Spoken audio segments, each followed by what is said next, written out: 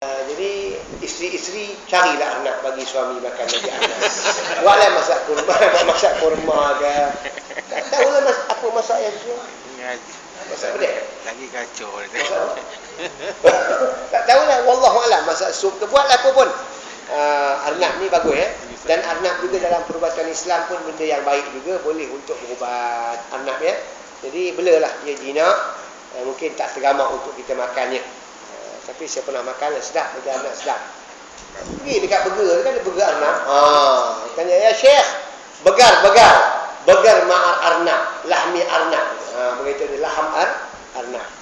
Jadi makanlah arnab Haji makan arnab? Makan. Anta maflus, mana hantam, semua lulus. Jangan terasa-asa. Kalau benda tu halal, balut. Kalau benda tu syubhah, jangan. Kalau benda tu haram, jangan. Tapi kalau halal tu, buatlah, makanlah. Makanlah, macam kambing, makanlah. Jangan usin Tidak, kata dia, bahawa Rasulullah SAW tidak berlaku kiamat, Nabi sabda, hingga berbunuh-bunuh oleh dua puak yang gagah. Apa makna gagah? Gagah cakap kita ni kuat-kuat. Dia bukan kira nak tunggu makan ataupun minum kopi jantan ataupun kopi gagah. Bahawa tak, memang dia gagah. Di Jordan tu puak-puak yang banner apa namanya di Petra tu kan. Saya masuk dalam Petra tu, masuk ziarah hari tu, ziarah tempat orang kafir lah. Dia macam mana dia ukir, bagaimana dia banner, tak tahulah macam mana dia punya otak buat. Zaman canggih hari ni pun gambar ni tak tahu boleh buat tidak. Tapi dia boleh ukir. Memang cantik. Cuma tempat yang kita pergi itu sebenarnya tak elok. Saya pergi, masuk. Saya bawa yang belajar kat Jordan tu. Naik bas pergi. Lepas tu saya duduk depan mula-mula tu. Saya kat jalan pergi dalam. Penat jalan. Betul masuk pula.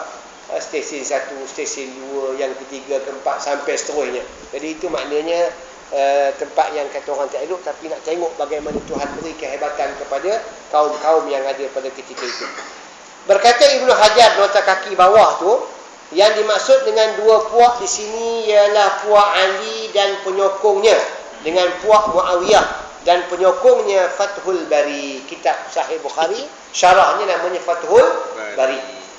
Jadi kita tak nak bercara tajuk macam ni tuan-tuan Sebab kalau kita bahas tentang sahabat ni perang atau berbunuh-bunuh, jadi kita telah pun curiga kepada sahabat Nabi. Ali, sahabat Nabi.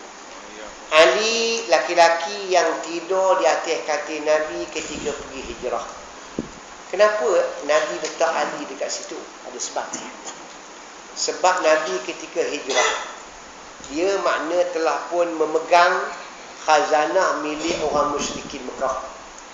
Maka dia beritahu dengan Ali, aku pergi hijrah. Kalau dia tuntut besok barang dia mika bagi. Sianu ini mangga. Rupanya peranan Ali itu Okey. Ali kahwin dengan Fatimah. Anak Nabi. Bila Nabi kata, ya Fatimah, ya Ali, bila lagi kamu nak pinang anak aku? Kata Ali, teman tak ada duit. Kalau teman pinang pun besok nak bagi dia makan, nak sara dia makan, al-fulus mafish, al-mal mafi, laysa ladayya fulus, la astati' ya Rasulullah. Nabi pun bagi dengan dia baju besi. Hang ambil baju besi ni, hang pergi jual ke gadai ke, jadikan dia sebagai mahar. Hebat Sayyidina Ali Tuan-tuan kahwin hari tu macam mana?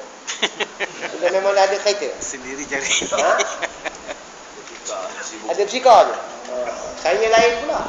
Saya masa saya kahwin, memang sekupang pun tak ada. Masa itu saya dekat Suria. Jadi bila saya nak kahwin, saya telefon mak saya, mak aku nak kahwin.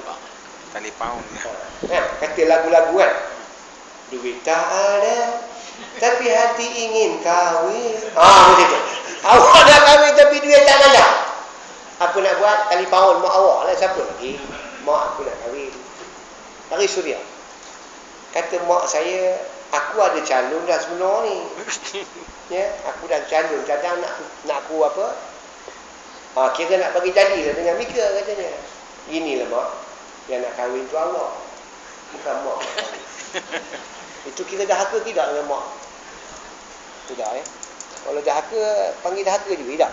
Tidak lah. Pasal kita ngaburkan, dia ngaburkan. Aku ada calon. Tapi tuan diri kata apa? Awak dah ada. Kan? Mak awak pun dia tengok gitu pasal kita anak sulung. Tak apalah. Dan kondak orang itu juga jalanlah. Tak apalah. Maka kahwinlah saya.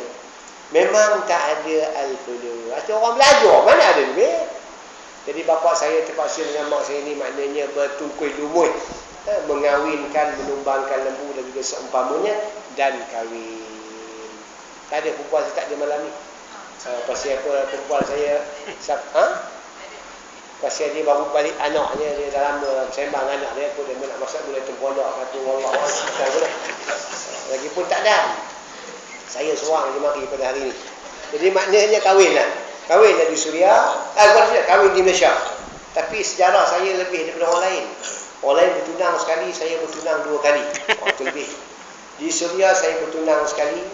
Dia rapat stay post, saya bertunang lagi sekali. Itu pening cerita dia. Pasal masa dekat Suria, kami bertunang, orang Rusia tak tahu. Buat kenduri 40 orang makan. Orang selamat tazkirah. Lepas itu balik Malaysia, tunang lagi sekali. Pantun pula, tak apa benda, pompang. Tak sampai 2 bulan, terus. Kelepak-kelepung. Apa dah maju. Mana lah kan? Kompang lah, apa lagi demo balok ke mana lah. Allah khairaman nawati'ah. Demo lah awak tidak. Demo bukan mana, awak kahwin lah. Jadi maknanya pada ketika itu, tahun 1994.